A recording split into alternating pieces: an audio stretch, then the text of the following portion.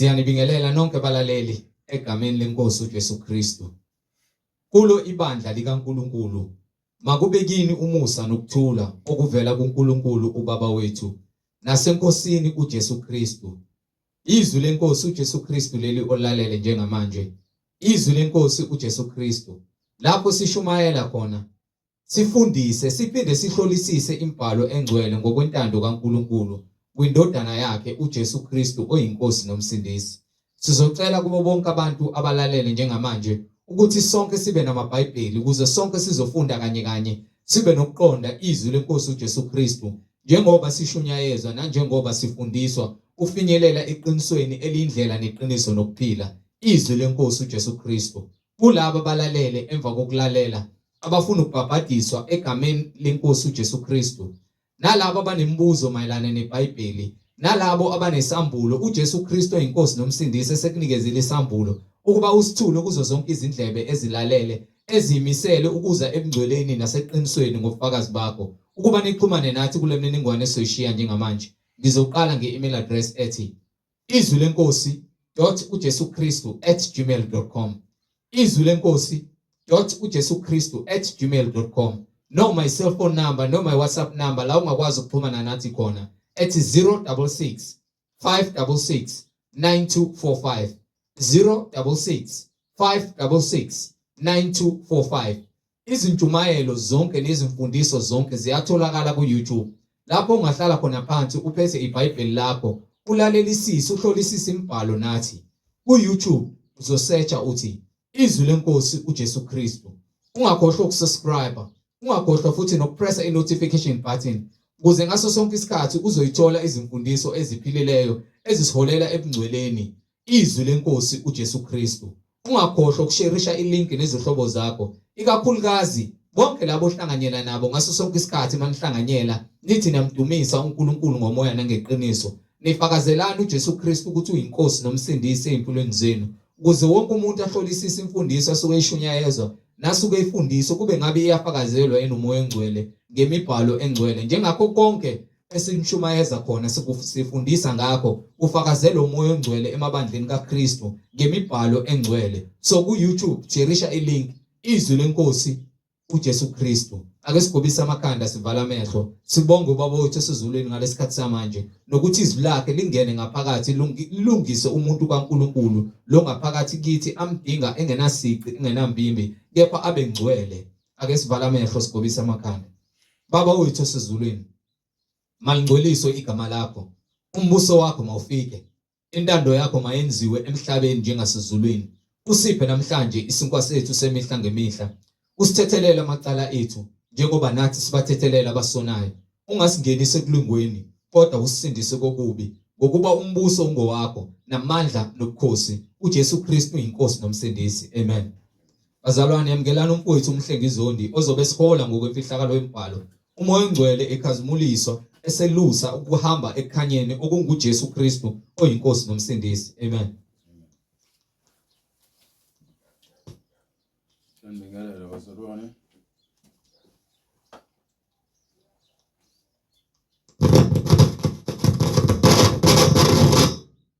Ngibingelela bazalwane egameni lenkosi Jesu Kristu, umnini mandla onke, inkosi yokuphila, inkosi yokulunga, yena yedwa olungileyo, yena yedwa ophelele, ongenakusoleka, ongenasihlo, ongenambimbi, ongenasici, ozenzele konke ngamandla akhe, ngomusa nangothando, wasinika ukulunga nokubuyisana naye ngendodana yakhe yona yodwa ithumela emhlabeni uJesu Kristu. Simile kuumusa, siyasindiswa ngeqiniso ngomusa. Ayikho enye insindiso ekhona emhlabeni ngaphandle kwaJesu Kristu. Ungahamba wonke amabandla nezinkolo uzame, ayikho insindiso ekhona emhlabeni ngaphandle kwaJesu Kristu. Jesu Kristu uyabusa ezulwini lapho ungazi khona njengamanje, la emhlabeni lapho ukhona njengamanje. nangaphansi komhlaba ekufeni lapho wena ungakazi uye khona abaningi sebefikile. uJesu ubusa yonke indawo ngokuba uphilile ezulwini okwangunaphakade. Wakha umuntu ngomfanekiso wakhe wambeka emhlabeni. Umuntu wahluleka ukuphila ngemiyalelo kaNkulunkulu waze wafika uJesu emhlabeni ukuzolungisa indlela zomuntu emhlabeni ngomusa. Emva kwalokho uJesu wasefa ngokwenyama elenge esiphambanweni. Wahamba waya phansi kwabafileyo ngomphefumulo. Wafike washumayela ivangeli kubona bonke abantu abakade beboshiwe ngesikhathi sikaNoah, ababhubha ngesikhathi sikaNoah bebhubha ngamanzi. Emva kwalokho wayesiyavuka ngosuku lesithathu. Weza emhlabeni ngenkazimulo. Waphila insuku eziwu-40 nabapostoli bakhe. Wayesekhuphukela ezulwini. Bebuka wahlangabezwa yifu. Ingakho-ke sithi kwezulwini uyaphila uyaphakade. Emhlabeni wayekhona nangaphambi kokusebenza umhlaba ukhona. Wanqoba ukufa, wanqoba uSathane, wamnyathela ikhanda. So ukwahlulela noNkulunkulu bonke bokuphakathi. Awungiphi incwadi yase-Efesu sahluko 1 sukela nje ku-verse 1. Ngifuna sihambe nawo namhlanje le ncwadi kufanele ngiyidingide. Incwadi yase-Efesu sahluko 1 verse 1. Siyambonga uNkulunkulu ngabaprofethi bakhe nabapostoli bakhe nendodana yakhe uJesu Kristu ayithumele emhlabeni ukuba izofela thina isibuyisele kuye. Kuwumusa omkhulu ukuphila nokwazi iqiniso nokuthola ubungcwele. Ubungcwele impilo elungile phambi kwamehlo kaNkulunkulu. uNkulunkulu osibekelele ukuphila okulungile ukuba sifane naye ngokuba yena ulungile. uNkulunkulu akalifuni udlame, akayifuni inzondo, akafuni ubusela, akayifuni imicabango engasile. Kepha uSathane wakwazi ukuthi angene enhlizweni yomuntu wamenza umuntu waholwa izona zonke izinto lezi engizibalayo: inzondo, amanga, ukukhala, ukukhonza izinto ongaziqondi. Ngoba kuningi esikhonza ezingaqondi, kepha uNkulunkulu yena usibekela indlela elungile nefanele sihambe ngayo ukuze siphile kuye ngokuphelele. So ngifuna understand something ngeBhayibheli. iBhayibheli akulona elabantu abamnyama, akulona lomuntu. iBhayibheli imbhalo, incwadi imbhalo. Akekho umuntu ongathi uzibhalele incwadi ngokwakhe, ukuba ikhuluma imelene nakho konke okwenziwa umuntu okungalungile phambi kwamehlo kaNkulunkulu. So iveza konke futhi okungalungile. Ayinandaba ukuthi umlungu noma umnyama noma uyikhaladi noma ngabe uIndia. Ayinandaba ukuthi ngabe ucebile noma uhluphekile. Ayinandaba ukuthi ngabe isidudla noma ngabe umzacela noma umuhle noma umubi. Incwadi ekhuluma ubuhle kaNkulunkulu umoya. Akuyona indaba yokubukwa nalezi zinto esizibona ngaphandle. So simele ukuqonda kubona bonke abantu abathi bafuna ukwazi ukuthi ubani uNkulunkulu umoya ulizwi. Lezwi leli likhona ngenxa yakhe. Uma wena ukuthi awukholwa ukuthi le mbhalo yabhalwa abantu ababeholwa uNkulunkulu, akuyona indaba yami. Uma ufuna ukuphikisana nami, mina nginankinga ngizokukhomba embhalweni. Uma ukuthi wena uyakoloza, awunankinga ukolozela imbhalo ephefumulelwe uNkulunkulu. Uma ukuthi wena ubona ulento yomdlalo nakuwena ilungelo lakho lelo olenzayo lokuthi wena ufakazele kule ncwadi le ayinalo iqiniso ngokuba unesizathu sakho. Angeke ikutshele izizathu zonke, nobani nobani unesizathu sokuthi angakholwa kule ncwadi. Yayizo leyo nto leyo. Omunye akakholwa ngenxa yokuthi ubheka abanye abantu. Omunye akakholwa ngenxa yokuthi abanye abantu bayakholwa kepha bayenza into ekufanele bayenza. Yena uhlule ukuyenza ngoba phela uyakwazi ukubona ekufanele kuyenza lona. So awukwazi ukuthi wena uwahlulela abanye abantu ngento wena ungayenzi. Ukuba wena uyafana nomuntu ongaphandle othi hayi uyamuzi lapha kuhlala izidawa nezifebe. Kepha nawe ubhizi lapha yani ubhema ugwawuta kotshwala. So uyafana laba bantu, uyayikho into ongayikhuluma ngabo vele uthule. Kepha-ke vele-ke inja ikhonkotha imoto ehambayo. Inja meyivalele kwesifensi ithi umuntu medlula ngendlela yamkhonkotha. Kepha memile umuntu ingathula naye ihlale ibuke. Mzwane yahamba umuntu wanyakaza nenje yakhonkotha. Khombisa wona ukuthi inja ifuna izinto ezobangisa umsindo. Inja umfanekiso-ke lo oyisibonelo futhi. Okay, asike sizwe kuJesu-ke ngomusa wakhe njengoba adala uNkulunkulu umuntu ngomfanekiso wakhe, njengoba edale umhlaba wabeka umuntu. Wayeseyalela umuntu ukuthi kuyini inhloso yomuntu ukuphila emhlabeni. uJesu-ke yena-ke ungena kanjani ezintweni zonke kulolu daba lolu lwethu lokuphila lemhlabeni. Sifanele ukuzwa. Banike Incwadi kwabase-Efesi isahluko sokuqala ivesi lokuqala. uPaul, umpostoli kaKristu Jesu, ngentando kaNkulunkulu, kubo abangcwele abase-Efesu nakubo abakholwa nguKristu Jesu. Makube kini umusa nokuthula okuvela kuNkulunkulu uBaba wethu naseNkosini uJesu Kristu. Okay, asike sibe size la futhi ngeke ngiphinde nginisize futhi. Masikholwa uKristu Jesu, azange sikholwe uMoses kwakholwa umthetho ayophethe. Kwenzeka izibonakaliso eziningi njengayo uJesu. Kepha wayengabizwa ngendodana kaNkulunkulu.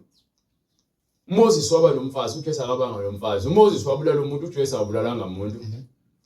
uMoses wayengakwazi ukuthethelela, uJesu wayekwazi ukuthethelela. So umehluko yilo, emva kwaMoses kufika abaprofeti bonke. Kulabo profeti mabefika akhona oyedwa ekuthiwa asikholwe uye. Kepha uJesu sikholwa uye. Thiwa uthi umbhalo muvula incwadi umpostoli kaKristu Jesu ngentando kaNkulunkulu kubo abangcwele, kulabo abangcwele abase-Efesu nakubo abakholwa, nalabo abanjani abakholwa kuKristu. Wafika uJohane uMbhaphatisi azange athi ukholwani mina, uthi kholwani yilowo ozosemva kwami. Sifuna umuntu esizomkholwa, angithi yakholwa uNkulunkulu. So fanele sikhole kubani? Hallelujah. Hallelujah. Amen. Hallelujah. Hallelujah. Glory to God. uJesu Kristu inkosi. So sifuna somkholwa. Amen. Amen. Imisebenzi. Amen. Yizwi nesiprofethi esigcwalisa ngaye ukuthi uyena kuphela kumele simkholwe. Uyena ozosifaka endleleni. Uyena ozophelelisa konke. Ngifuna uzwe iBhayibheli lizothini laqhubeka. Makube kini umusa nokuthula okuvela kuNkulunkulu Baba wethu. Yes. Nasenkosini uJesu Kristu. Go ahead. Makabongwe uNkulunkulu. Uyise wenkosi yethu. uJesu Kristu. Okay, mefika lenyama ibiza umoya okuyona ngobaba ngoba nathi le moya mose ukuthina sibiza sithandaza kuwona. uJesu bathi wethandaza kubani ukuthi uNkulunkulu inyama ifundisa le nyama ekuyona uNkulunkulu ayisikhombisa yayizokwenza isibonelo. Angithi ukuthi uzosikhombisa indlela eza kubaba. So akazange ukuzoba uNkulunkulu emhlabeni ukuthi aloke agabisa ukuthi uNkulunkulu. Ufike ngendodana yakhe, indodana yenza imisebenzi ngamandla kaBaba. Indodana yenza imisebenzi ngamandla kaBaba. So uma ke mina nginoNkulunkulu angiyena uNkulunkulu. Kepha uNkulunkulu kimi. So uma uNkulunkulu ekumina, mina uNkulunkulu simunye ngoba ngeke uzumbone ngamehlo, kepha uzobona imisebenzi engizobe ngiyenza ukuthi ngempela uNkulunkulu ukhona kule ndoda le. Ngokuba akekho umuntu ongenza le misebenzi. Uyayizona into leyo? Banike ke lo ncwadi ke vele banike straight gijime kuyona Johane. No, ngifuna uchapter 1, uchapter 3. Ngifuna uNicodemus ayikhuluma naye confessor. Now chapter 9 now uphinde umveze futhi ukuze ugcwalise lento engishoyo. Incwadi ngokukaJohane isahluko sesithathu ivesi lokuqala. Kwakukhona umuntu wakuba Farisi, kuNikodemu igama lakhe, isikhulu sabaJuda. Lowo ke weza kuye ebusuku wathi kuye. Wayeseza kuJesu ebusuku wathini? Rabi, siyazi ukuthi ngumfundisi ovela kuNkulunkulu. Yindaba ngathi ngiyazi, athi siyazi. Mawucabanga yindaba athi siyazi, angasho ukuthi hayi ngiyazi ukuthi wena umfundisi ovela kuNkulunkulu. Athi siyazi. Ukhulumela ba kanti?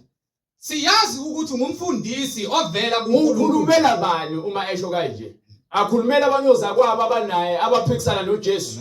Ukuthi bayavuma ngasese ukuthi uJesu uyena. Kepha uSathane okubona, ngitsho izo lento leyo. uNkulunkulu noJesu, uSathane kwakubaFarisi nabaSadusi nabameli. Nezikhulu nabapriest abakhulu.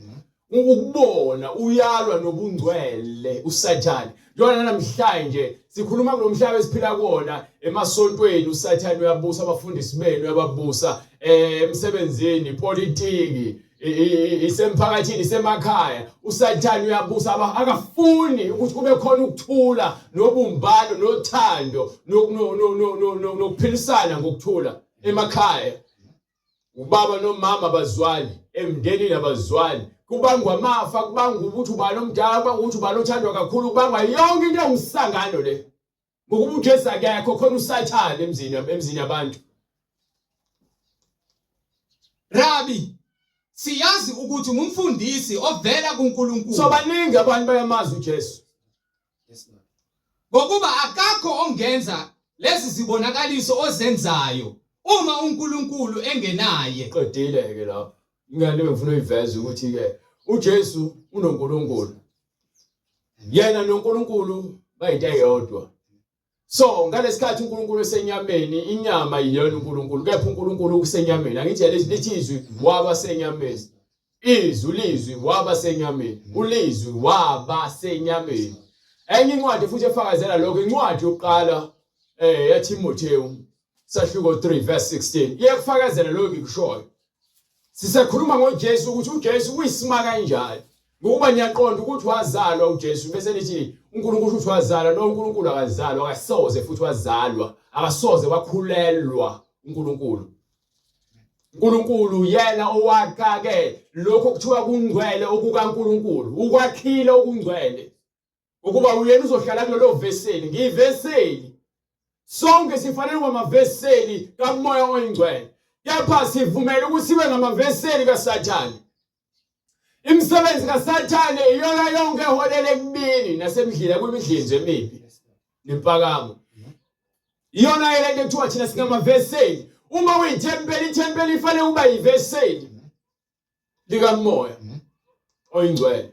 Siyazi ukuthi uNkulunkulu akazizwa izoni. Siyazi uNkulunkulu ukuba akazizwa izoni. Kodwa uma umuntu emesaba uNkulunkulu, Incwadi yaTimotheo leyo. incwadi ngokuka Johani Iphi incwadi yaTimotheo engithe ngayifuna? Incwadi yokuqala kaTimotheo isahluko sesithathu ivesi lokuqala. Ngithe verse 16. Verse 16. Usuyaqala ke wenza lento yakho manje angithandi. Masihambele indlela yakho ngilalelisise. Kuvunyiwe ukuthi inkulu imfihlakalo. So, mekuthiwa ke sibheka uJesu, lisho iBhayibheli kuvunyiwe. Akubona wonke umuntu ozovuma ukuthi inkulu lemfihlakalo. Ngokuba akubona bonke abantu abakwazi ukuchaza imfihlakalo kaJesu. Abantu babhizi bashumela izinto eziningi bese kuthiwa bashumela imfihlakalo nje ubani uJesu. Zidumphoti yani. Kepha yilabo abehlelwe uMoya oNgcwele wabafuna ukuqonda, wafaka ukuhlakanipha kubona, wabambulela imfihlakalo ukuthi kuvunyiwe ukuthi inkulu imfihlakalo yokukhonza uNkulunkulu. yokukhonza uNkulunkulu. Yokuthi obonakaliswa enyameni. Ubani obona wasenyameni? Ubani ngaphandle kwaJesu esimaziyo ukuthi uvela uNkulunkulu? Wabonakala enyameni ngemisebenzi, ababonanga uNkulunkulu ngqo uqobo lwakhe. Babona indodana yakhe ekhazimulisa yena. Ayikho inyama uNkulunkulu. Yonke inyama yakhiwe emhlabeni. Kepha uNkulunkulu akakhiwa. Ngemoya yethu sayinikwa kayakhanda imoya uNkulunkulu, awuphefumulela uma uvela ukhona. uNkulunkulu akaza wakhe umoya, wawuphefumulela umoya.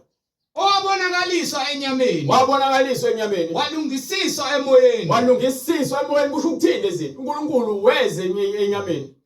Wayesebonakala ngemisebenzi yakhe ngomoya.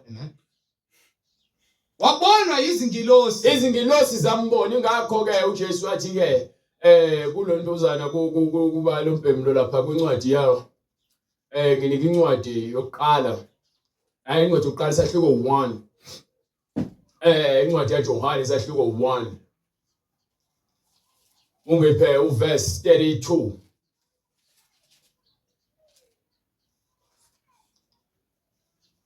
Nami bengingamazi, kodwa ukuze abonakaliswe kuIsrayeli, ngalokho ngizile ngibhaphathisa ngamanzi.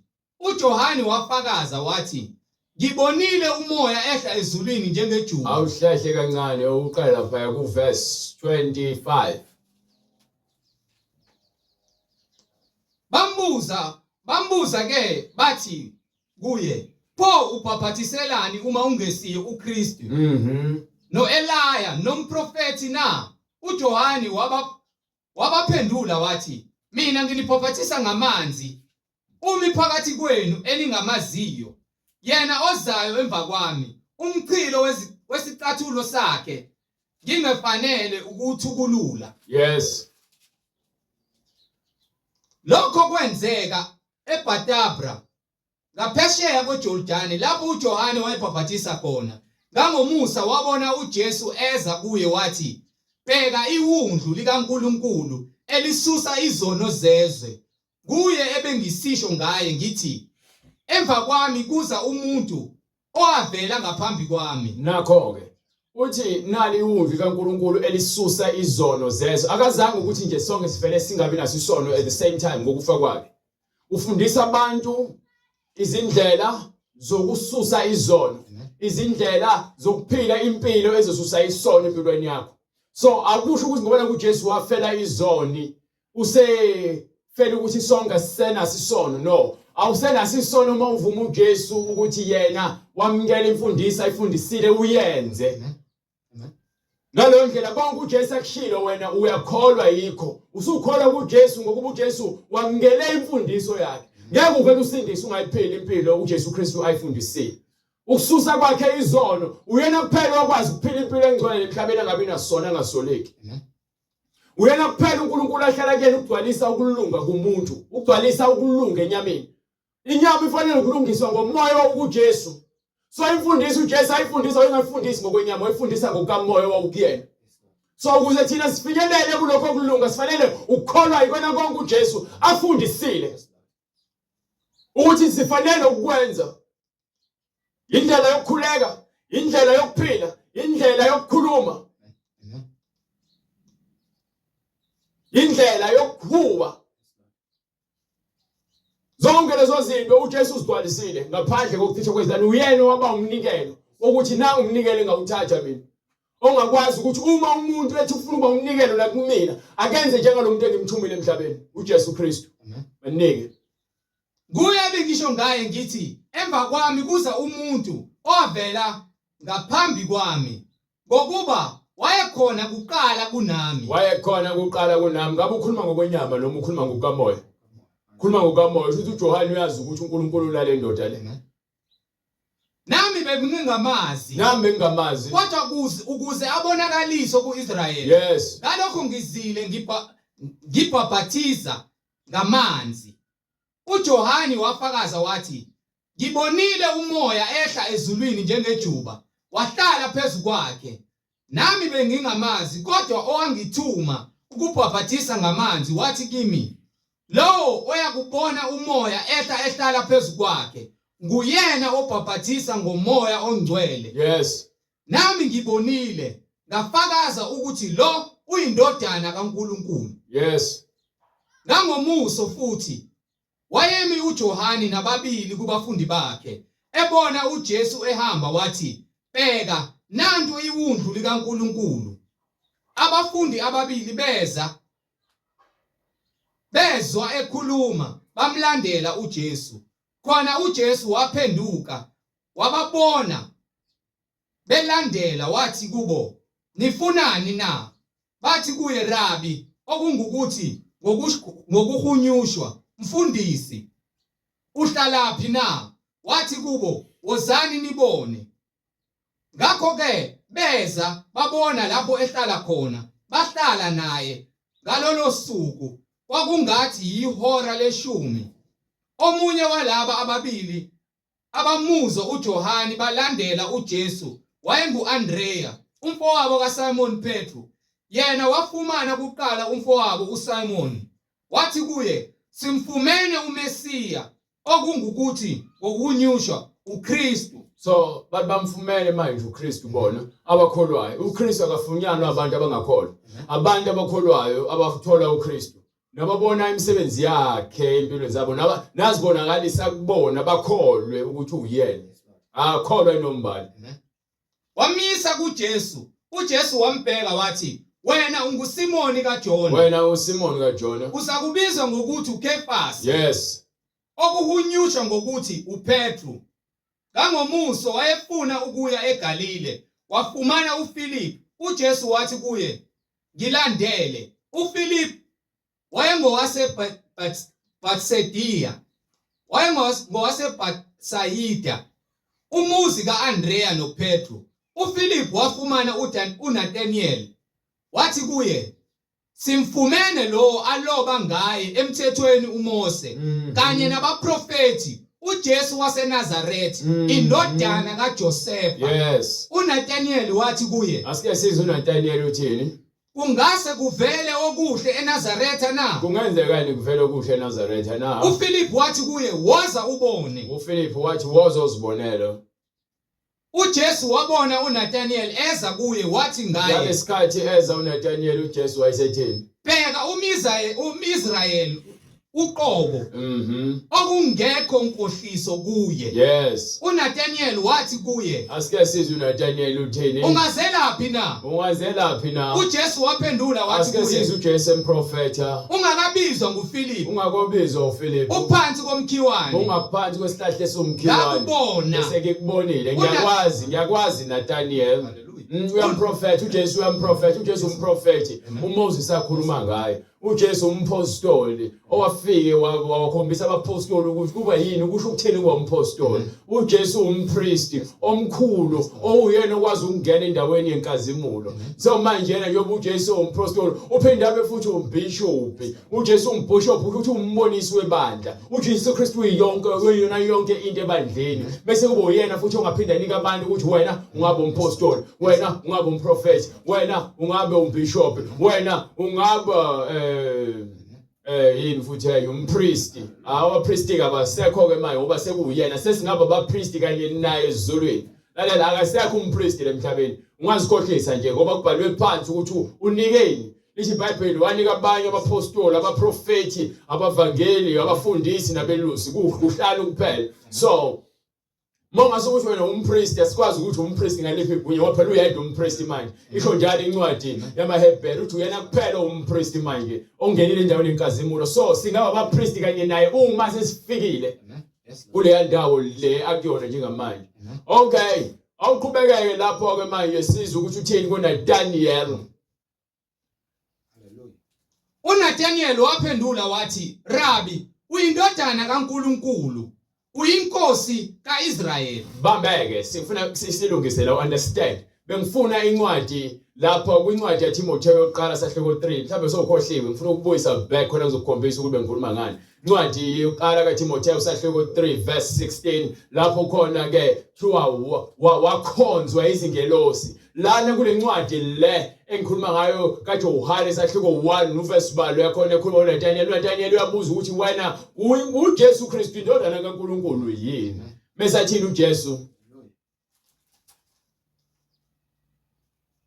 uJesu waphendula wathi kuye, ukholwa ngokuba ngithe kuwe, ngakubona uphansi komkhiwane na? Ibambe lapho bese uyongifundela ukuthi ithini ngale ngezingilosi uJesu nezingilosi. Thiwa inkulu imfihlakalo ivunyiwe imfihlakalo enkulu yasezulwini ukuthi uNkulunkulu waba senyameni. Kuvunyiwe ukuthi inkulu imfihlakalo yokukhonza uNkulunkulu. Yes. yokuthi obonakaliswa enyameni. Owabonakaliswa enyameni. Walungisiswa emoyeni. Walungisiswa emoyeni. Wabonwa izingilosi. Wabona esenyameni. Ngizwisise kahle. Mase fakaza ngale engakovezi lencwadi le. Uthi ngale kuNathaniel esephendula uNathaniel uthini? Lethi wabonwa izingilosi, wabonwa izingilosi.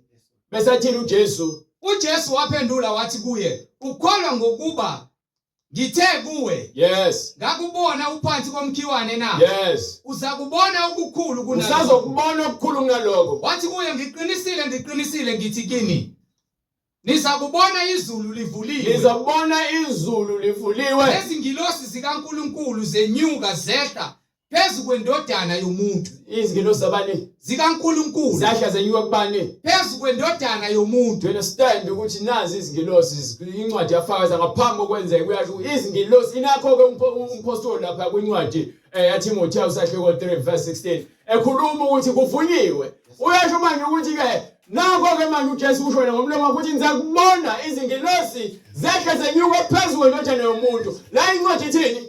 Kuvunyiwe ukuthi inkulu imfihlakalo yokukhonza uNkulunkulu. yokuthi wabonakaliswa enyameni. Walungisiswa emoyeni. Wabonwa izingilosi.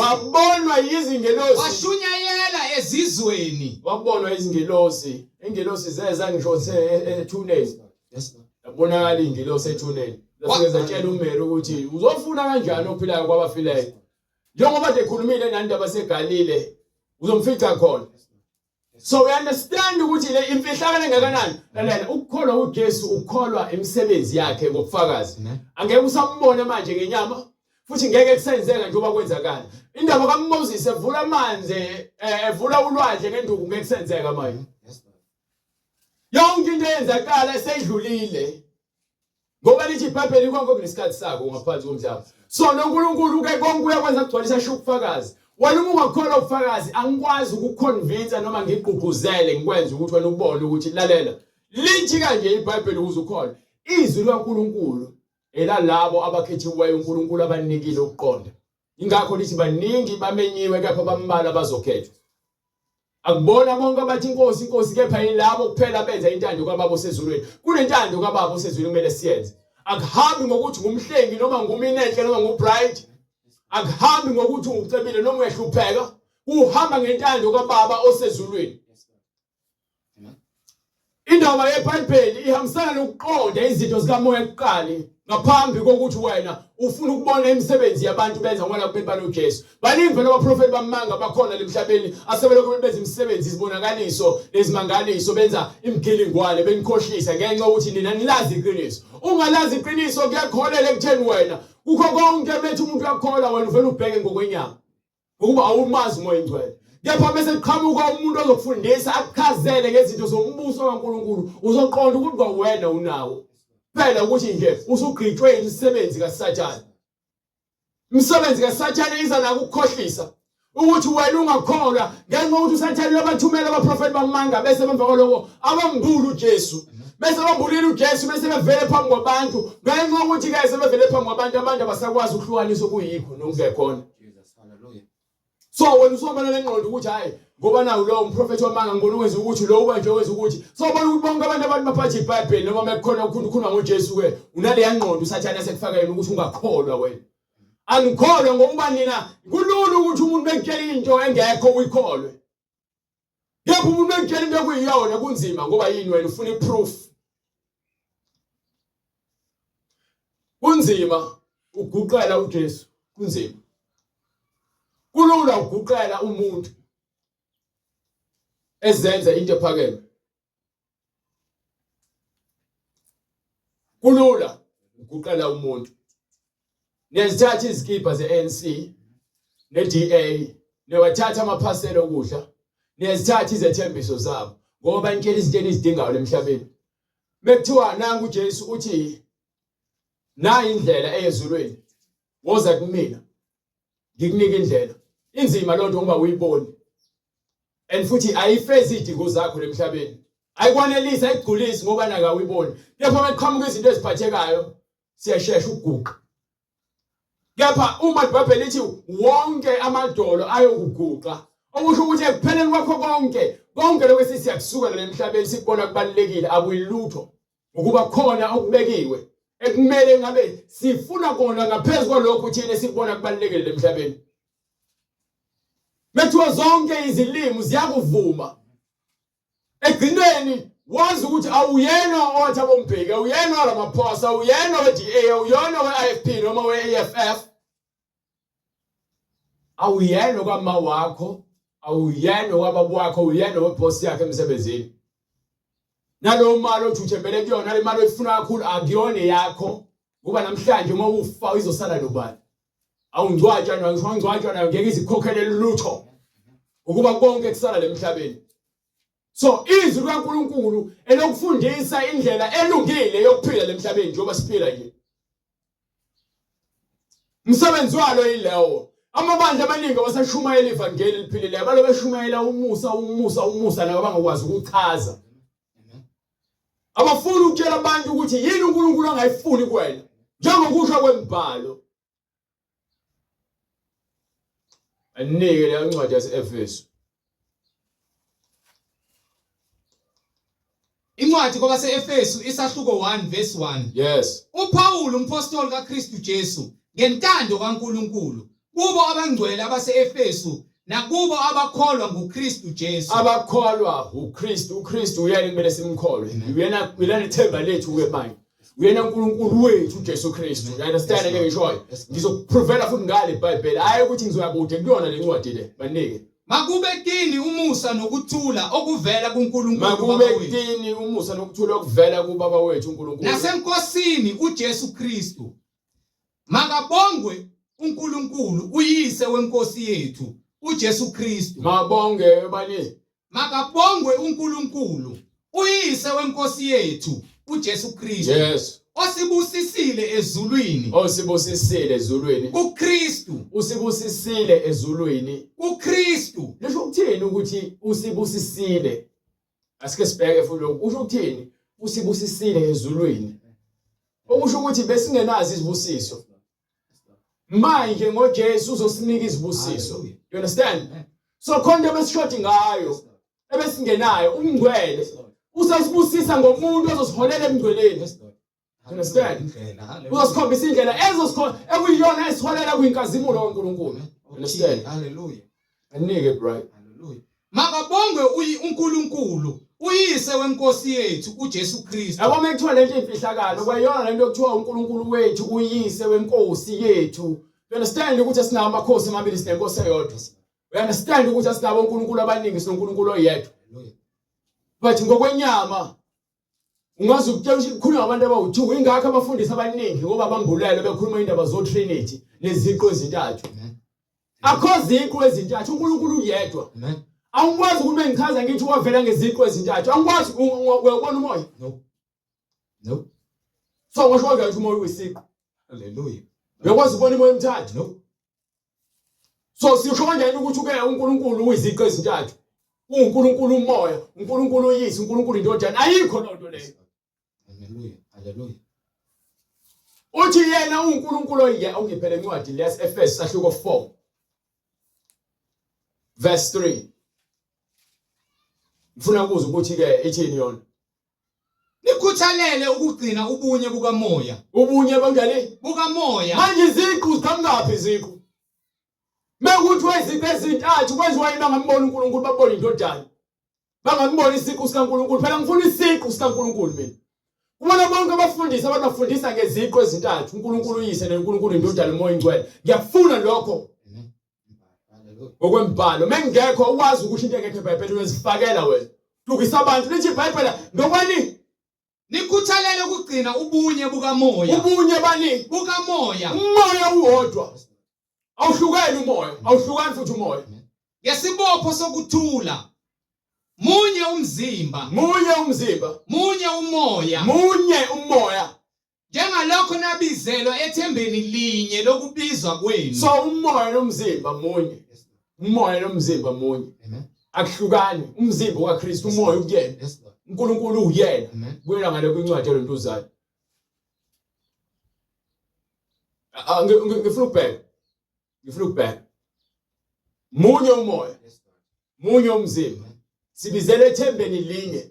Yinye inkosi. So manje njengoba ngumhlengi manje. Mengisebenza ethilini nguCashia. Understand? Nginegama lami but bekhuluma bechaza bathi uCashia. Umsebenze engwenzayo lo. Understand? Hallelujah. Bese ngifika ekhaya ngubaba kaSimangele noma ngubaba kaNkosi. Ngubaba kabani? kaNkosi. Ngapha nguCashia. Lapha nginegama lami. Amen. Yes Lord. Angihlukene ukuthi ngiziqe ezintathu. Umsebenze engenzayo. Amen. Yes Lord. Ngaba uplumber futhi. Lapha ngisawumhlengi. Umsebenze engenzayo. Ukuthi wavela ehlatheni njengesimo somlilo wathi uJehova usawuyena uNkulunkulu. Yes Lord. Amen. Nguye. Hallelujah. Ukuthi wathi kuMoses nguye kusawuyena. Hallelujah. Yes Lord.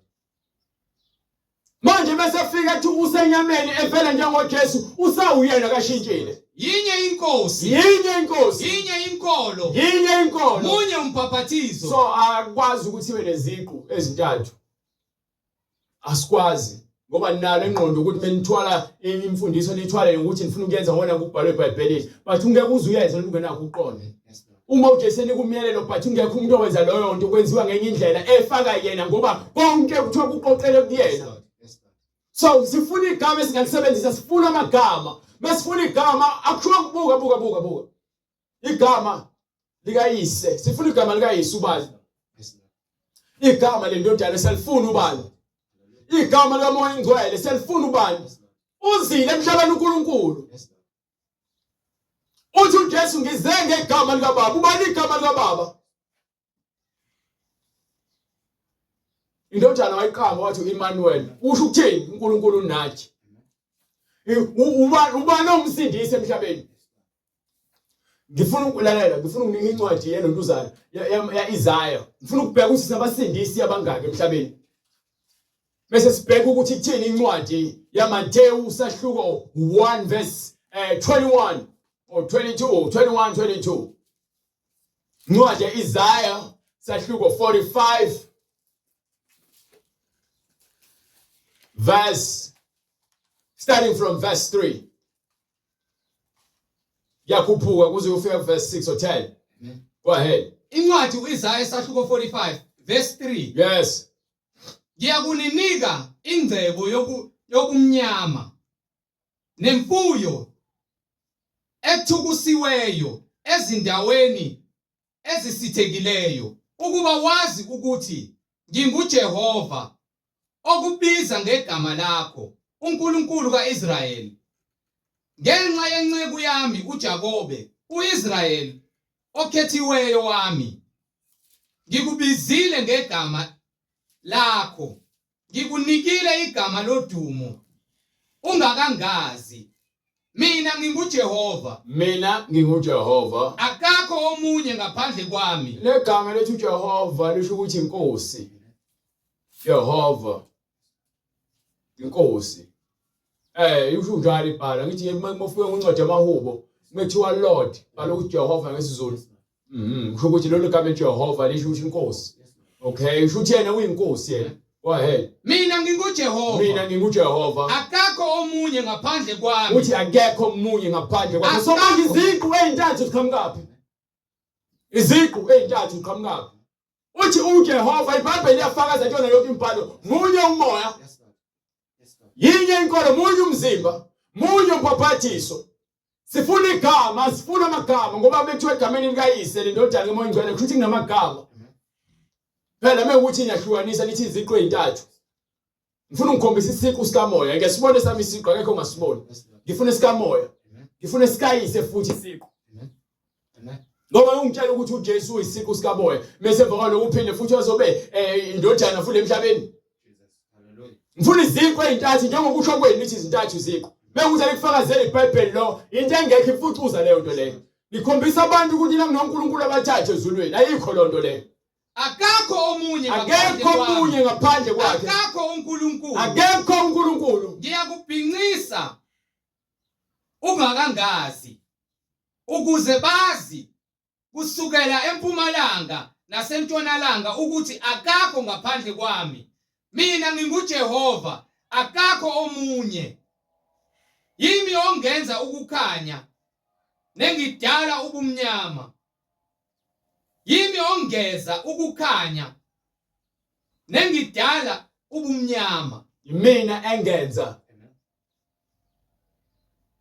yimi engenza ukukhanya nengidala ubumnyama ngenza ukuthula ngidala okubi nginguJehova owenza konke lokhu uJehova uyena kuphela okwenzayo bese uphinde unginike incwadi yalontuzana uhambe lapha kwincwadi yalontuzana yakho Isaiah 43 from verse 7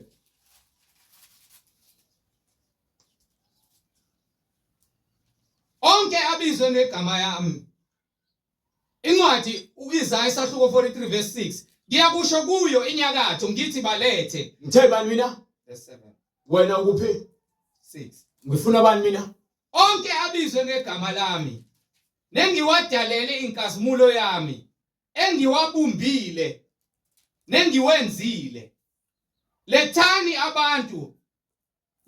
abantu abayizimpumputhe abanamehlo nezithulu ezinezindlebe ezizweni zonke mazibuthelwe ndawonye abantu bonke babuthane ngubani phakathi kwabo ongamemezela lokhu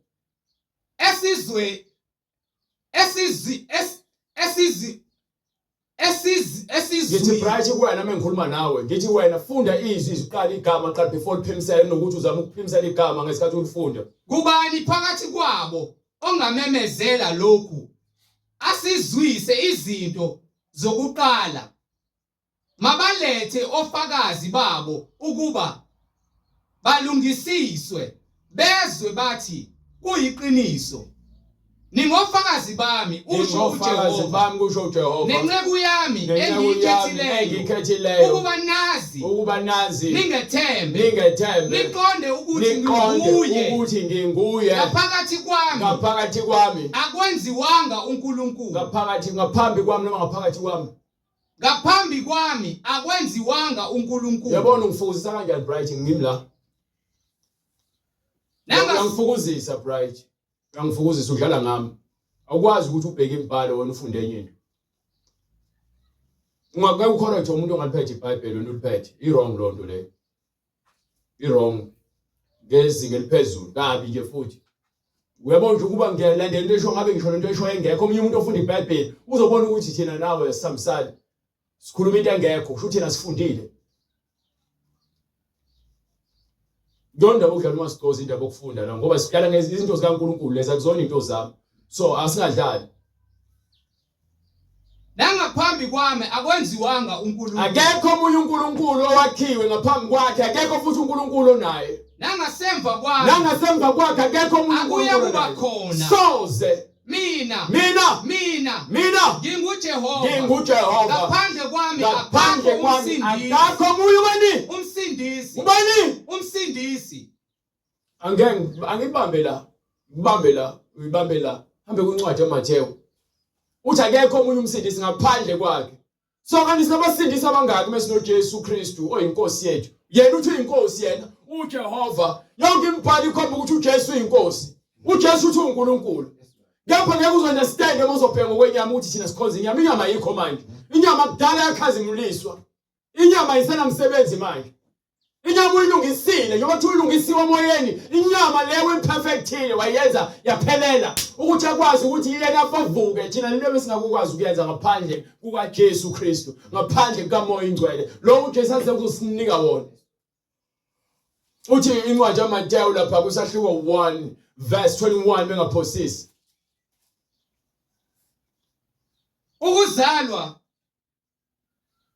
ukuzalana uza kuzala indodana usahluko 21 lo verse 21 incwadi ivangeli ngokuka Mathewu isahluko sokuqala verse 21 uza kuzala indodana uyiqambe igama lokuthi uJesu okay asike sizwe ukuthi ke usho ukuthini ngokuba nguye oyakusindisa abantu bakhe so uthini ngale uncwadi kuIsaya kanti uthini uNkulunkulu kwincwadi yaIsaya abasindisi bangaki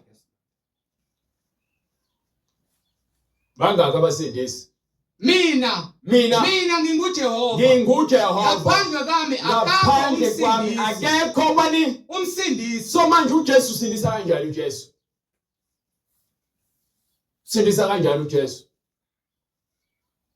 Ithi la uzakuzala indodana yes uyiqambe igama lokuthi uJesu yes ngokuba nguye oyakusindisa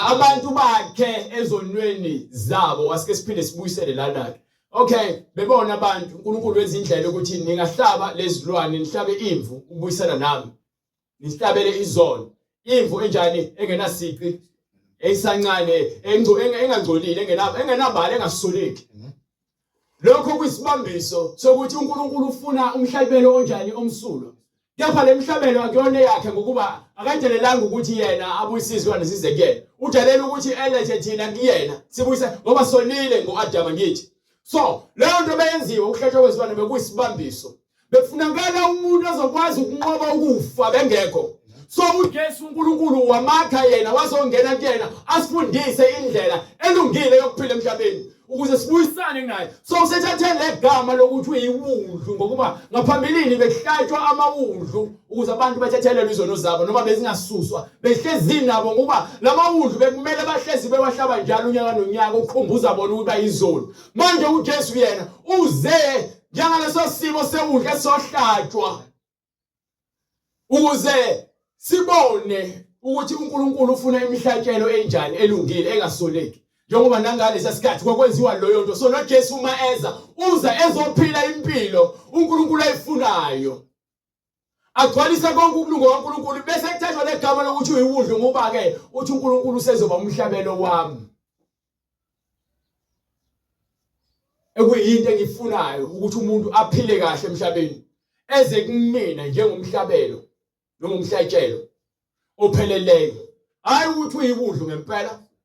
Kepha isingathekiso nesifanekiso sokuthi ufana nalela wundlu lesesilwane esesihlatshwa manje sekulethayiyo lesikhundleni lesesilwane, ukuze nathi size uNkulunkulu sifanele ukuza njengaye lobo ozile ngoNkulunkulu ukuzosindisa thina. uNkulunkulu amthumelile wazohlala kuyena, wangena kuyena ukuze afundise thina izindlela zokuphila. Kubonakala kanjani ukuthi uNkulunkulu unalomuntu ngalesikhathi umuntu lo enza yonke into ekhulunywa abaprofeti ngaye, yonke into, ukuzala kwakhe, ukuzingelwa kwakhe, ukuphila kwakhe, ukwehlela kwakhe umoya ingcwele, ukwenza imisebenzi yokuvusa abafileyo, avula amehlo empumputhe, avusa izinyonga, emva kwalokho avule namadlebe abangabenza, avula amehlo, bese emva kwalokho afe edayiswa umuntu ade hamba naye njengokusho kwemibhalo nesiprofethi, bese ayavuka ngosuku lesithathu. Kugcwaliswa lokho ukuthi lo uNkulunkulu, njengoba noNicodemus ukuthi siyazi, akasho ukuthi ngiyazi, siyazi ukuthi wena ungumfundisi ovela kuNkulunkulu ngoba akekho umuntu ongenza lemisebenzi oyenzayo uNkulunkulu engenayo. So we understand ukuthi abantu bayaqonda ukuthi uJesu ukhona, uJesu uyaphila, izwi lakhe abalazi lona, kepha bayalazi igama. Bayamphika abantu uJesu ngezanzo, kepha ngemlomo bayamvuma. It's ifana nalento le yokuza uNkulunkulu uzoguqa, uguqe ungakholwa.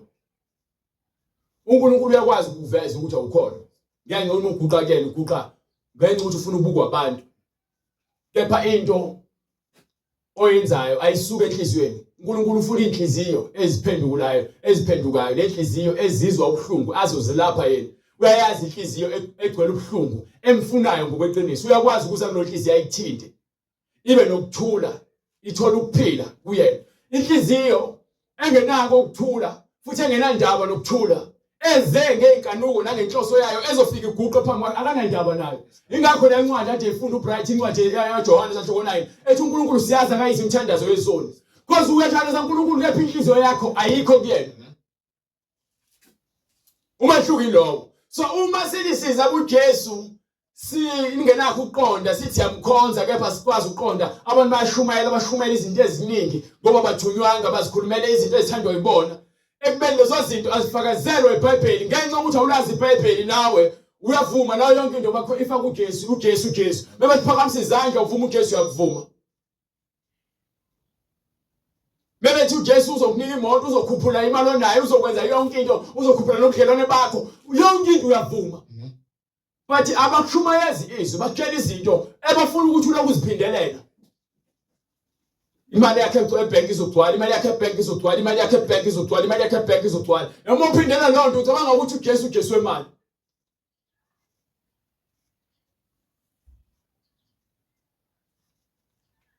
Into esenza thina sikwazi ukubambelela, sibekezele, sikhale nekubuhlungu, sikhale kuyena, ngoba siyaqonda ukuthi utheni ngesimo salemhlabeni.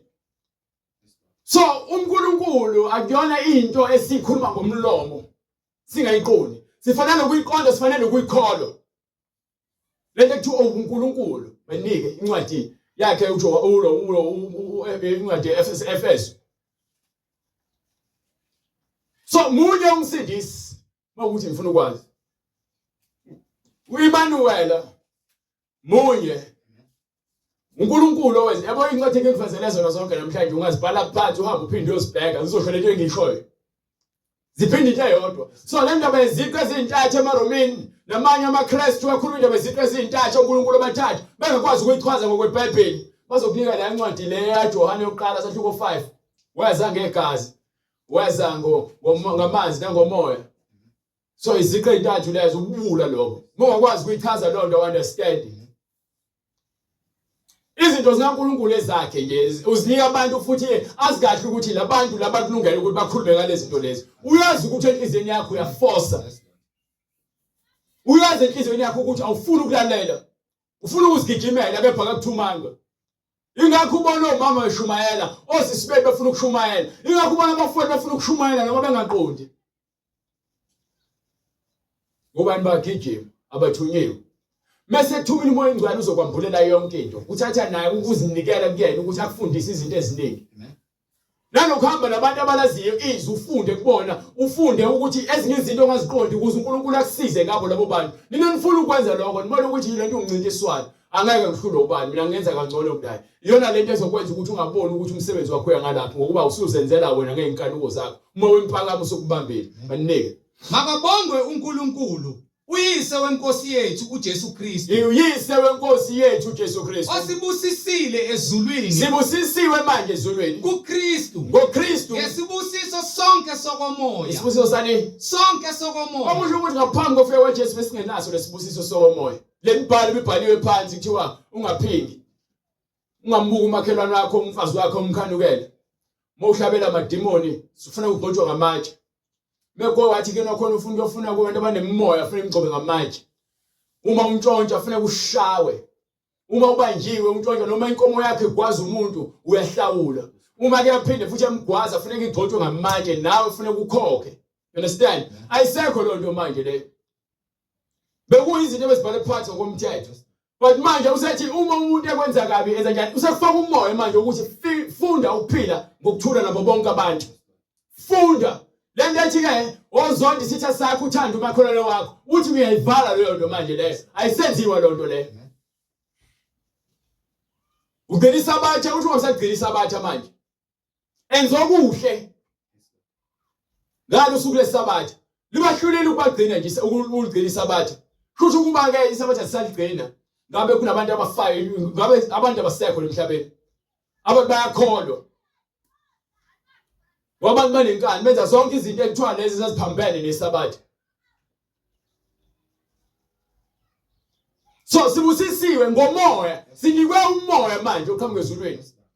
Besingenawo umoya, uMoses wengenawo umoya, uMoses uNkulunkulu wekhuluma naye. Wengenawo umoya ingcwele uMoses. Wayengenaye umoya ingcwele uMoses. uJesu kuphela obenomoya ingcwele. uMoses wayekhuluma naye uNkulunkulu ethi inceku yami ngiyamthuma. Kepha uJesu uthi indodana yami yona yodwa. Uthi indodana uthi Moses inceku yami. Kepha uJesu indodana yami yona yodwa anomlalelo. Banike.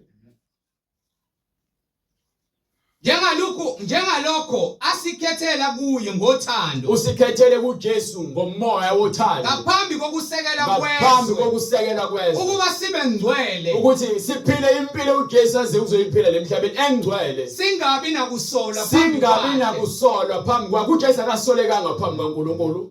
Wasimisela ngaphambili ukuba sibe ngabantwana kuye. uJesu Kristu. uJesu Kristu kuphela owasenze ukuthi sibe ngabantwana bakaNkulunkulu ngokomoya hayi ngokomthetho. Ngokomoya. Umoya kaNkulunkulu osenze sibe ngabantwana bakaNkulunkulu. Lo nto efakazela umpostoli Paul kwincwadi yamaRoma. Sahluko 8 verse 14.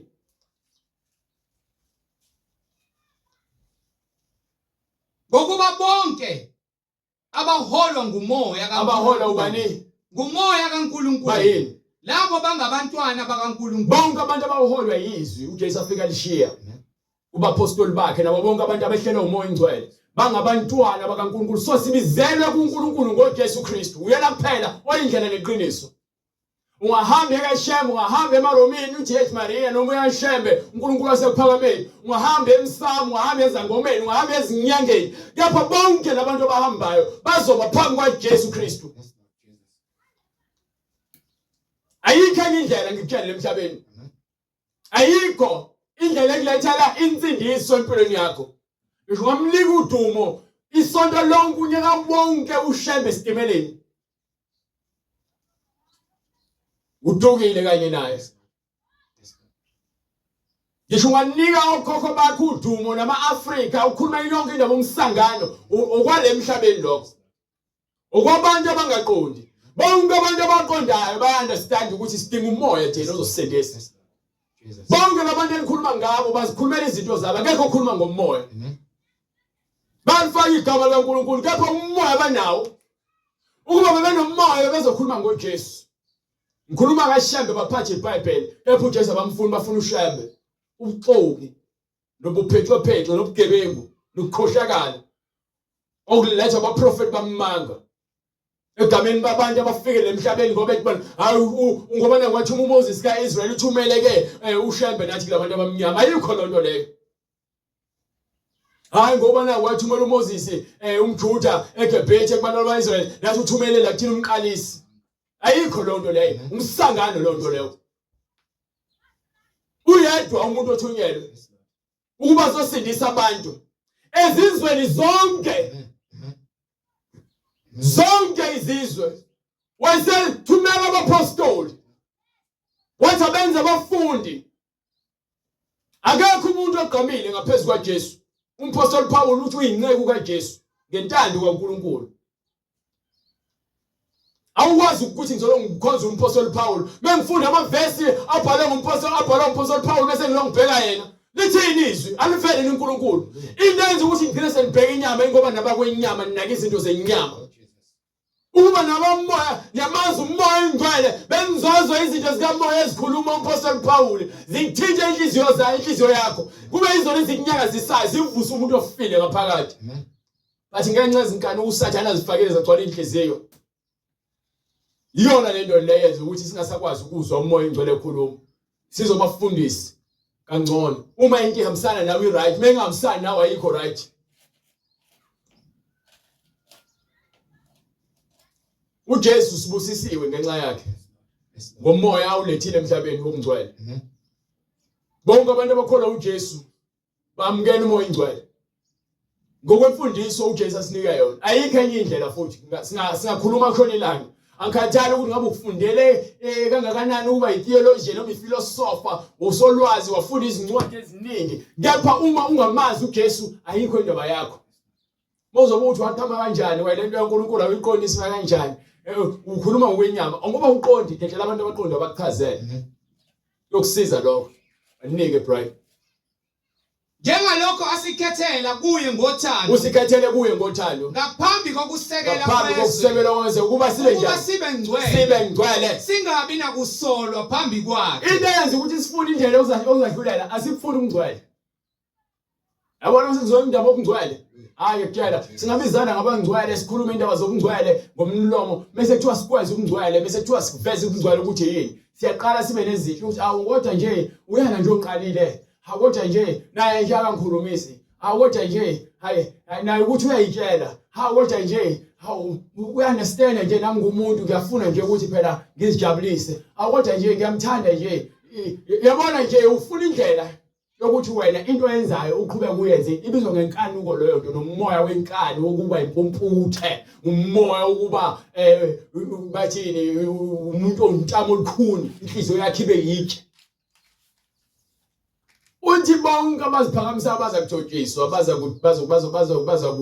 kwehliswa bese kuthi bonke abazithobayo baza kuphakanyiswa. So uyayibona lento ukuthi uNkulunkulu ufuna abantu abafuna ukufunda bengabhekile abanye abantu bebheka yena because konke okwenzayo emhlabeni awukwenzeli mina awukwenzela uBright awukwenzela uNkosi awukwenzela uMinenhle awukwenzeli umfundisi wakho ukwenzela uNkulunkulu. So uma uhlula ukwenza izwi lakhe bese uthi ufuna ukublame mina wena ibizwe izwi lakho liphambi kwakho wena udlela ukhohlakala wena. Into inhliziyo yakhe untamo olukhuni uphika umoya ingcwele kepha uthi uyamfuna kepha uthi uyamanzi kepha uyamphika.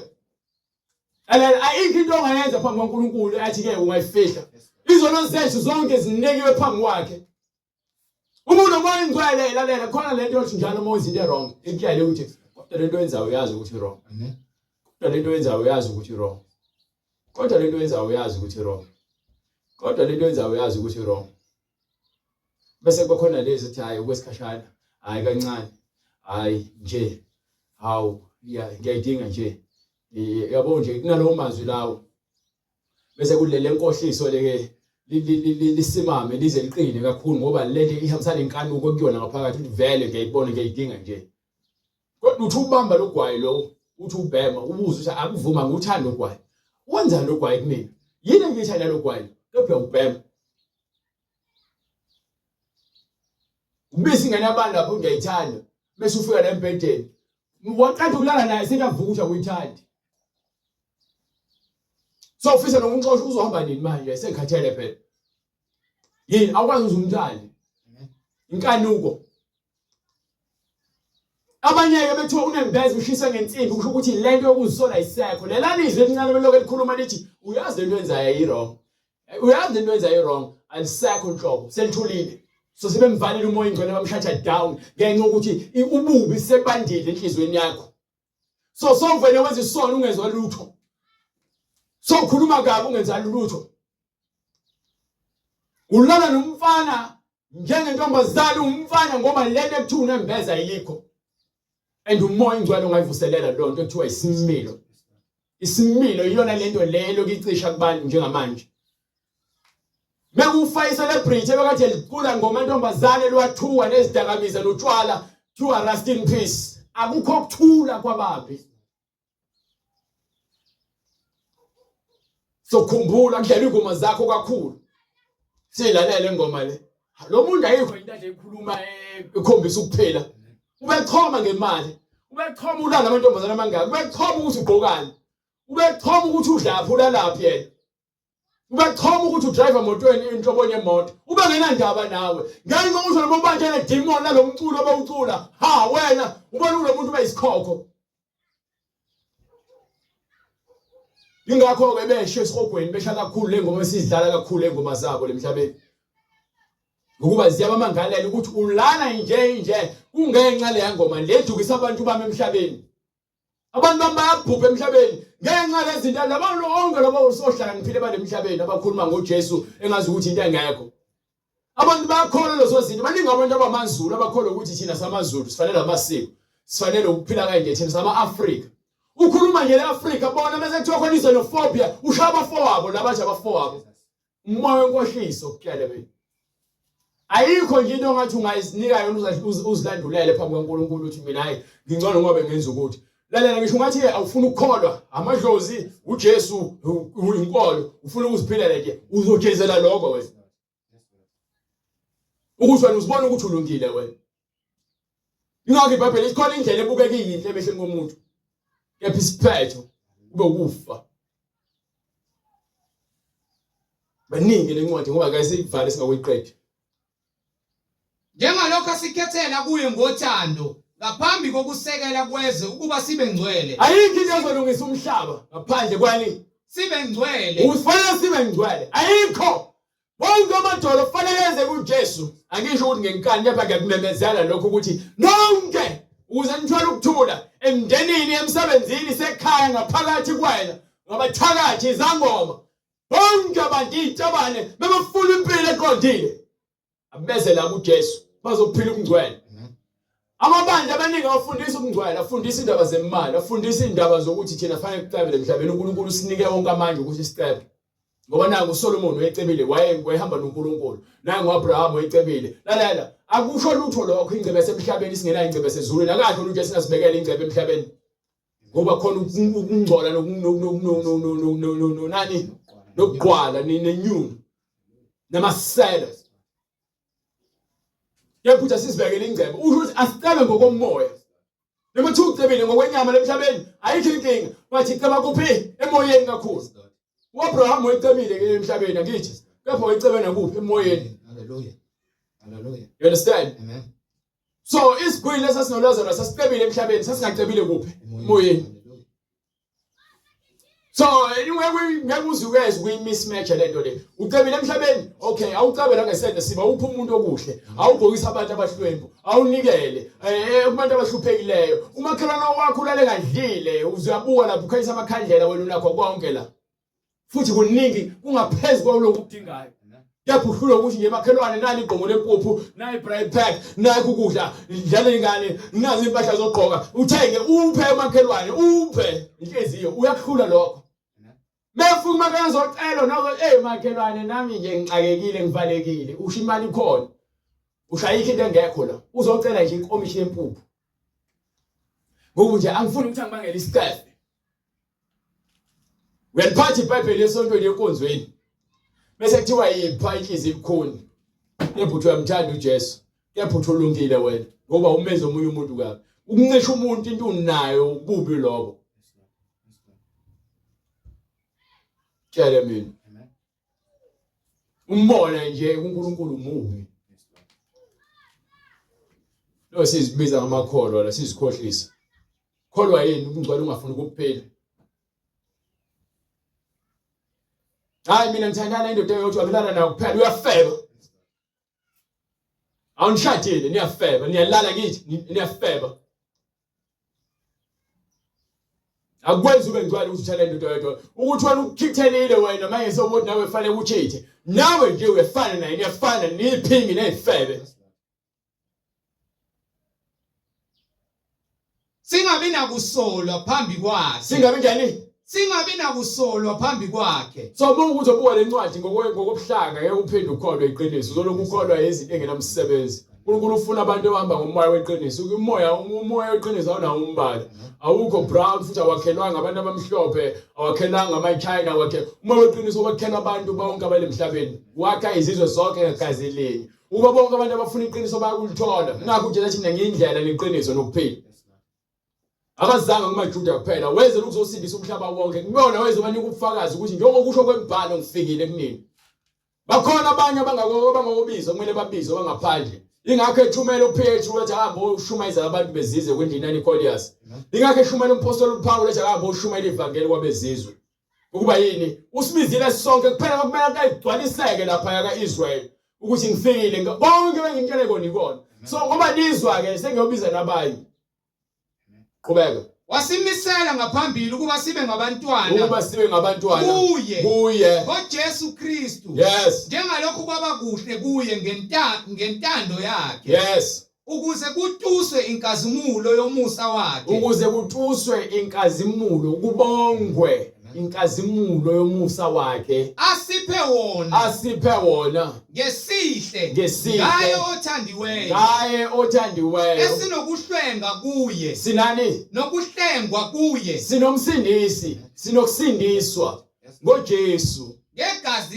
Ngegazi likaJesu. Ukuthethelelwa kwani? Kwezono. So uJesu konke asifundisa kona nasenzela kona nathi ke sifanele ukuthi sikwenze sifunde kukho ukuze nathi ke sizothola situse lo musa lo inkazimulo ngoba phela uJesu wathola inkazimulo emva kokufa kithi. Esinokuhlengwa kuye ngegazi lakhe ukuthethelela kwezono. Ngokwengcebo yomusa wakhe. Ingcebo yomusa indlela ukuthi ukuthethelela lokwana kuNkulunkulu. Awuvamisa kithi ngakho konke ukuhlakanipha nokuqonda. Esazisa imfihlakalo yentando yakhe. Imfihlakalo yentando kaNkulunkulu ngifuna understand bazofuna izinto bazocabanga amajule. Thanda umakhelwane wakho nje obuzithanda. Mthande, lalela. Ukonile, mthande, ngixolele. Ukhulume kabi, mthande, ngixolele. Uswele unakho, ngixolele, mnike, muphe. Understand? Isitsha sakho sikhulekele. Imfihlakalo le. Lalela, yona imfihlakalo esinayo le. Ayikho enye imfihlakalo. Angikhathali ukuthi uhambe uyifuna etoilet, uhambe uyifuna ngaphansi kwembhede, uhambe uyifuna ebank, uhambe uyifuna kwi-safe. Imfihlakalo iphambi kwakhe eBhayibhelini. Bonke bagcwalisa uthando. Imfihlakalo uNkulunkulu lebo bekhulunywa ngomusa nothando, khulunywa ngento uNkulunkulu ayiyona. Uma umuntu ezothi uyakholwa uyasindisiwe, ehluleke ukuthanda. Amen. Imfihlakalo unayo. Yes Lord. Amen. Uthi umpostoli Paul noma kuthiwa ke ukhuluma ngezilimi zezingilosi noma kuthiwa ke uyazinikela umzimba wakho ubushiswe. Uma uthanda ungenalo uthi yini? No. Awunomsebenzi walutho ngaphandle kothando.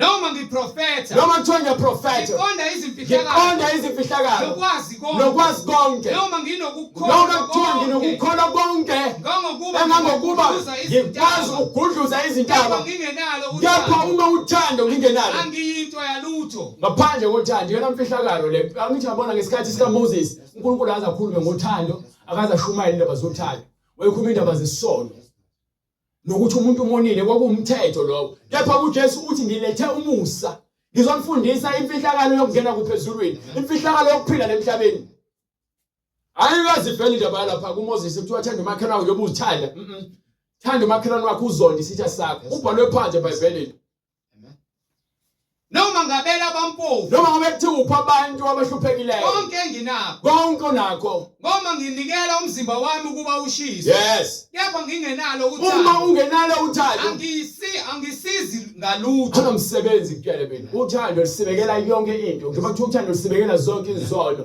ingokuba uNkulunkulu uze emhlabeni kubantu abafana mina ngizibona ngafanele ukuthandwa mina uqobo lwami lapho uNkulunkulu uyangithanda usithanda sonke njengoba ilanga lakhe nemvula kunethela bonke abantu abakhona kunathi thina abantu esindisiwe labantu ekuthiwa bayizona abangokungamela abangabomamukela uKristu fanele sibathande uma singafuna ukubathanda asinamsebenzi uNkulunkulu ngokuba uma ngibingelela uBrian ngoba ngikholwa naye noma uBrian ngosini uMilete ubona ngithi ngikholwa nabo abanye abantu ngibahlinela nginamsebenzi muni mina ngimkhazimlisa kanjani uNkulunkulu oluthando bengizobadlulwa ngitshela ukuba mina ngingcono ngoba sinabafuthi abasindisiwe bodwa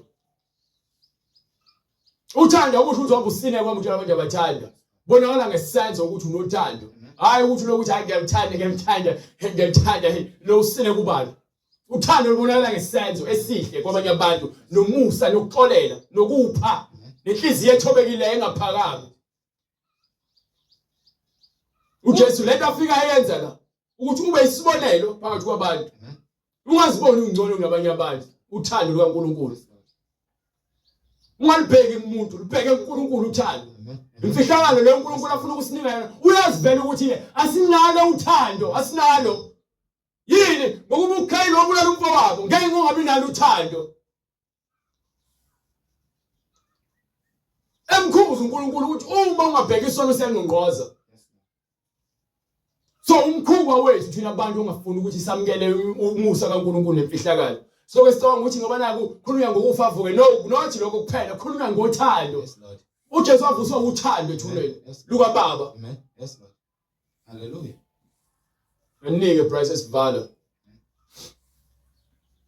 wasimisela kuye ngoJesu Kristu njengalokhu kwaba kuhle kuye ngentando yakhe ukuze kutuswe inkazimulo yomusa wakhe asiphe wona ngesihle ngaye othandiweyo esinokuhlengwa kuye ngegazi lakhe ukuthethelelwa kwezono ngokwengcebo yomusa wakhe awuvamisa kithi ngakho konke ukuhlakanipha nokuqonda yes esazisa imfihlakalo yentando yakhe esazisa imfihlakalo yentando yabona njengoba sifunda la no Bright ngokwenyama ngaba sizwana kuba khona umoya empakamo but umuntu ongekho kamoya angabona ngathi nginenkinga no Bright mina uBright anginankinga naye mfowethu lo kepha into wrong asikisi ngokuthi ngizoloku imncenga ngizincengela kele into wrong angizincengeli umuntu futhi mina so uma ngithi Bright we wrong lento lezi angifuna ngizothi ngiyifuna noma ngithi hayi phela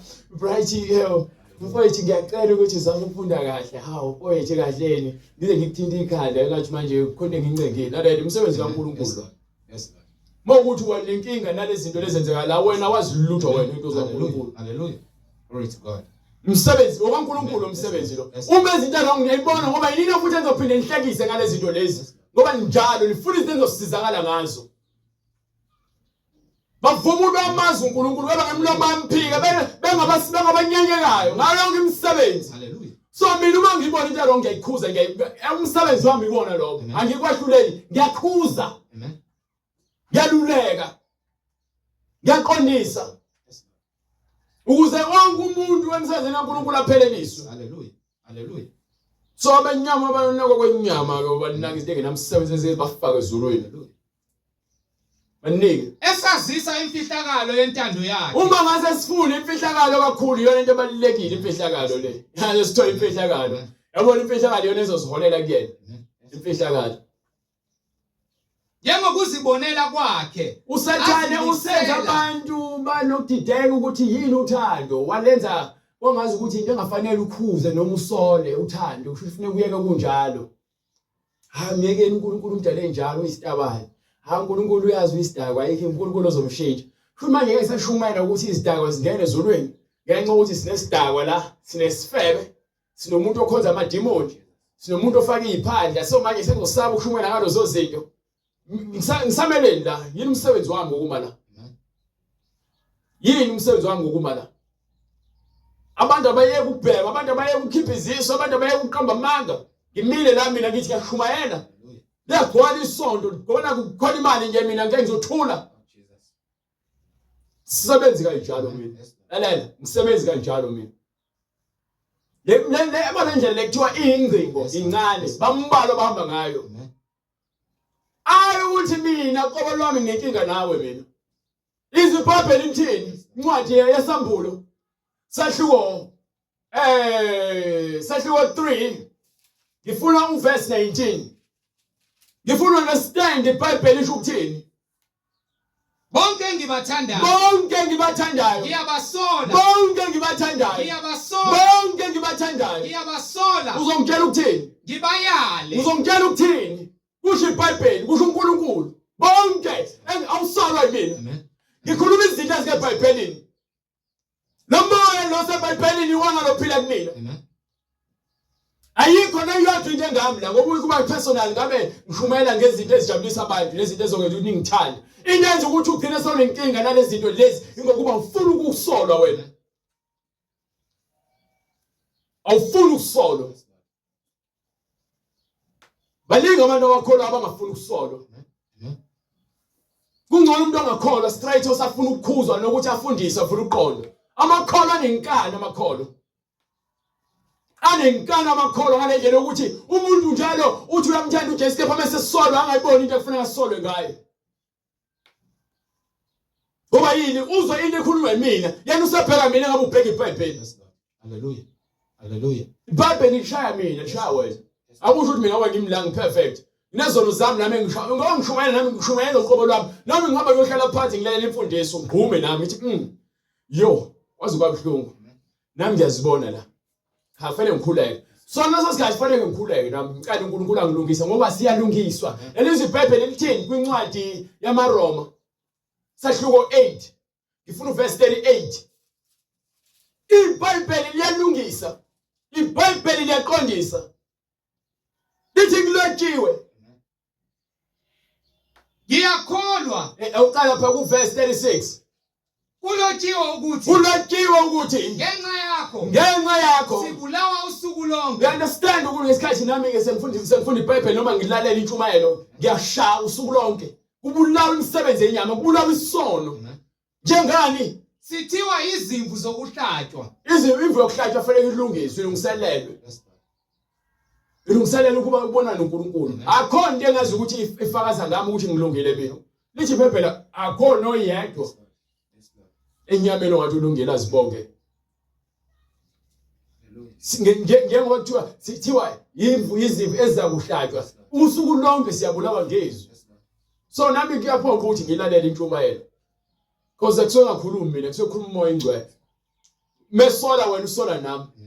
Bethu inkemba le izwi libukhali nje ngokuthi zombili idlula inkemba ebukhali nje zombili alikhethi buso nambala nesimo limile into eqondile izwi kaNkulunkulu so ubulungiswa ke mzalwane ngitshela ukutholi ngabo uthola ngokwamukela izwi laNkulunkulu ukupheleleyo ngeke uze utshethe ulungile wena soze Incwadi kumaHebheru sahluko sesithathu verse 12. Yes brother. Xwayani bazalwane ukuba nakoyedwa kini kungabikho inhliziyo embi. Ingabi khona inhliziyo eqinile. Engakholwayo. Emhlubuka uNkulunkulu ophilayo. So wena mawukuthi unenkinga nomfowenu. Unenkinga noNkulunkulu. Ungakwazi ukonfront issue nomfowenu njengoba iBhayibheli lithi uma ukuthi umfowenu unenkinga naye hambe kuyena ukhuluma naye. Mawunebebotha ihlangana lonto bamulanda omunye. Asikwazi ukuyenza lonto. asifuni ukuyenza lonto. emhlubukisa uNkulunkulu ophilayo. Asifuni ukulungiswa inkinga yethu. Because sithi uJesu uyasazi inhliziyo zethu. Sithi uJesu uyasiqonda. Asifuni ukutshelwa amaphutha ethu. Kepha yalanani. So uma siyalwa umfana kuyala wena ufuna into nawe ozomyala ngayo noma ozoyisola ngaye. Kepha yalanani imihla ngemihla. Kusathiwa namuhla. Ngoba namhlanje solalela mzalwane. Konke sikwenzayo sikwenzela uNkulunkulu nokuthi uthando onalo ngomfowenu. Yilona into oyigcwalisayo kuphambi kwaNkulunkulu. Ukuba ayikho indaba yokuthi mina noma wena, indaba inokulunga okumele kuhlunyeleliswe ngaphakathi kithi, sipheleliswe phambi kwaNkulunkulu. Indaba ayikho ngoyedwa wethu. Uma sifunda ukwamukela izinto ezilungile uNkulunkulu asinika zona, nasifundisa zona, nasikhuza ngazo, thina siyavuma ukuthi uNkulunkulu ulungile. Sifunda ukuthobeka nokuthobelana ukuze sikwazi ukuthi sifinyelele kuye njengokuba esiyalile. uJesu wenze lokho phakathi kwabaphostoli. Bathi abanye bethi ubani umakabani umakabani uJames nobani noZebedi eza kuJesu uma wabuza kuJesu bazocela ukuthi embusweni wakhe amunye ambeke ngapha kwesokhohlo omunye ambeke ngapha uthi akukona amandla akukho emandleni ami. Kepha kubekelwe labo ubaba abenza intando yakho njengoba esezulwini. Amen. Kubaba kuNkulunkulu. Ngoba abanye abapostoli base becasukile ukuthi hawu laba indaba bona bazicelele. Uyababiza uJesu uthi wozani la. Abantu basezweni bafuna abantu abazobabusa but la kunina kufanele kube njalo. Akufanele kube njalo. Mina ngiphasiswe izwi, mina ngilutho. Angilutho mina. Mfana ungakho ungibona ngeke ngize ngibe nama bodyguard. Bethu uNkulunkulu ngibusisile ngemoto ngeke ngize ngihambe ngemoto ezongenza ukuthi ngibukeke nje umuntu ongathi ungcono kunabanye abantu. Ukuze kungabikho kini owenziwa lukhuni ngokukhohlisa kwesono. Isono sibulala inhliziyo yomuntu. Isono nemicabango engasile. Nalokuphatheka kabi uzucabange kabi ngezinye izinto. Iyona lento ebulala inhliziyo yakho. Akubulala inhliziyo yami, kubulala inhliziyo yakho. Wena osuvumela isono ukuthi sibuse imicabango yakho.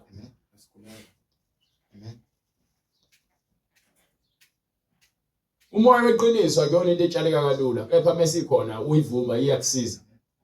Umoya weqiniso. Incwadi ezenzo. Awuqala ungiqedele incwadi yaseEfeso angikwazi ukudlula ngaqedanga. Verse 10 usufikile.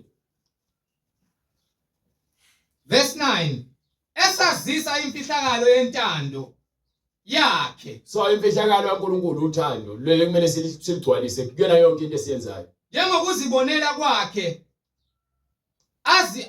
azimisela khona ngaphambili. Yes. Kuze kube yihlelo lokuphelela kwezikhathi lokuba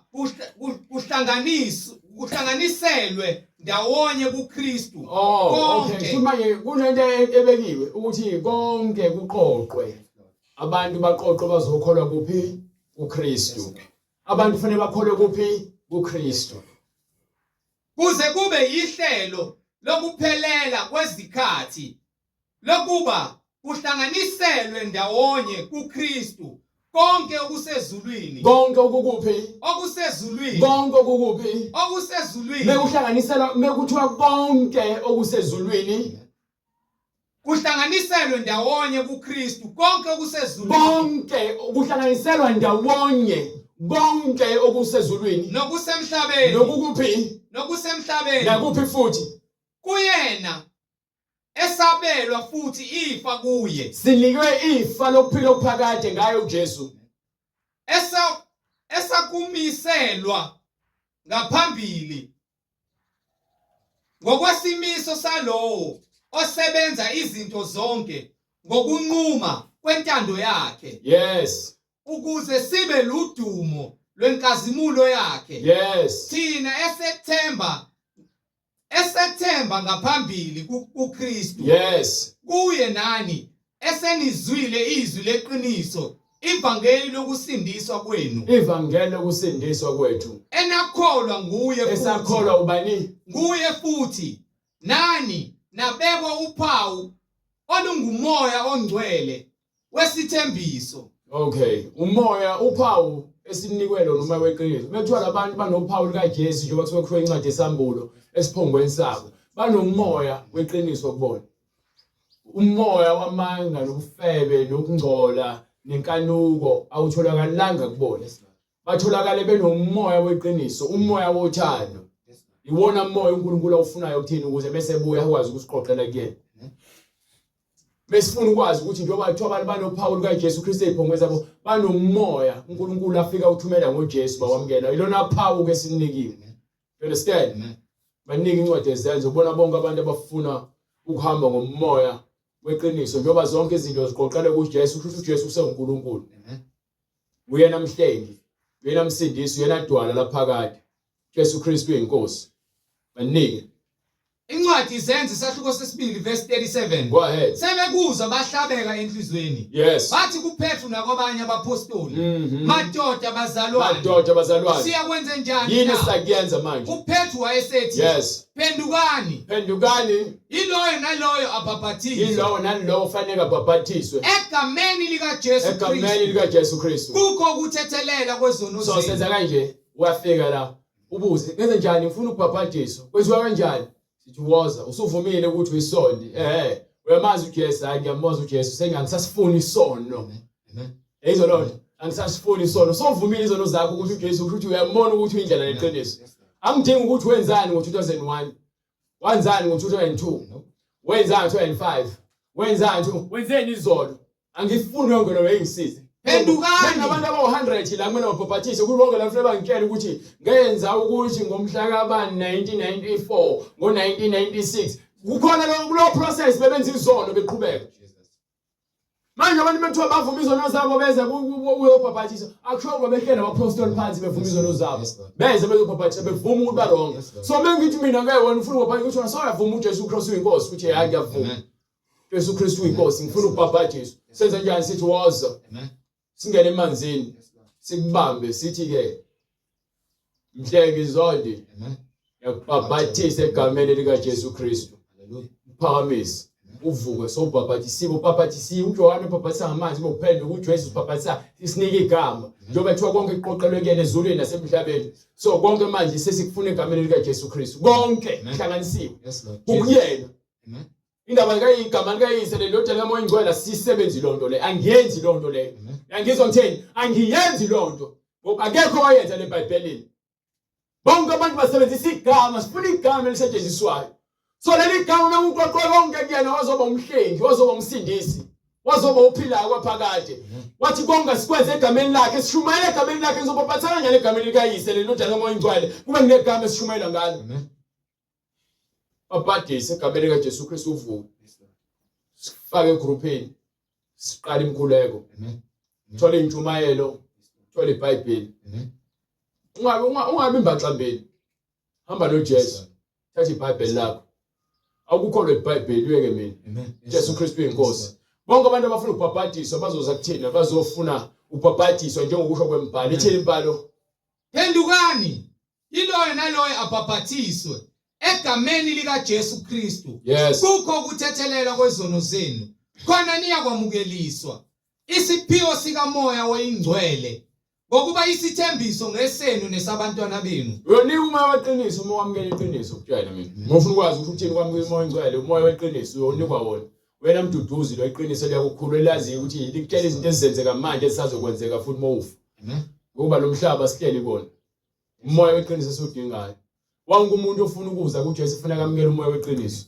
Amasontweni vela ushunyela umoya weqiniso benza lezi zinto ezingekho eBhayibhelini. So yini ngathi ngayikhuluma nabo noma ngikhuluma ngabo. Ayikho into anginako ubudlelwane nabantu abangafuni iBhayibheli. Imbhalo eseBhayibhelini iphelele. Akekho umuntu ongayishintsha manje. So bonke abantu abafuna ukubhaphathisa bahambe le ndlela bazohamba ngeBhayibheli hayi ngami. Ngibeke eceleni mina. uNkulunkulu akangitshelanga into ngaphandle ungambulela izwi lakhe ukuthi ahambe ngitshela abantu ukuthi uJesu ukhona. Yona into engayinikwa leyo wale nginika nenkemba ngaphezulu. Lenkemba kuyuphawu lwezwi lakhe. Namanje nange ngisami ngizosisekela. Bonke abantu abafuna ukubhaphathisa egameni lika Jesu Kristu baza kusithena kule mniningwane lo ibonayo ku screen. Noma lo izwile ngesikhathi iqala intshumayelo, i-email address, the phone number. Ube sosithinta phakathi kwakho ukuze uNkulunkulu enze indlela ukuthi ungene ngaphansi kwamanzi. uze empilweni yobungcwele uphile impilo uNkulunkulu akwabele yona ngoJesu Kristu. Jesu Kristu uyinkosi. Losifa nomkhuleko brother Bright. Baba egameni lenkosi yethu uJesu Kristu, uNkulunkulu onamandla, siyabonga Nkosi izwi lakho eliyinkemba, siyabonga izwi lakho Nkosi elungumlilo. Siyabonga uNkulunkulu onamandla ukuba wena ubona usemazulwini zonke inhliziyo zethu Nkosi singabantu emhlabeni. Akukho ukufihlakele kuwe Nkosi. Wena wedwa uyinkosi nomsindisi Nkosi uJesu. Mayenziwe intando yakho empilweni zethu Nkosi. Lingafikisela uNkulunkulu onamandla usuyitshalile imbewu, lifike lizotshala ukhulu ebusuku Nkosi. Siyacela ngamandla eNkosi yethu Jesu Kristu, izwi lakho lingumlilo lishise Nkosi lonke ukhula ngezwi lakho linamandla Nkosi, elinamandla ukusihola lisiholele ekuphileni okuphakade. Wena wedwa uyinkosi nomsindisi Nkosi uJesu. Khazimuliswa Nkosi, makube udumo nenkazimulo kuwe uNkulunkulu wethu osemazulwini egameni lenkosi yethu Jesu Kristu manje naphakade. Amen.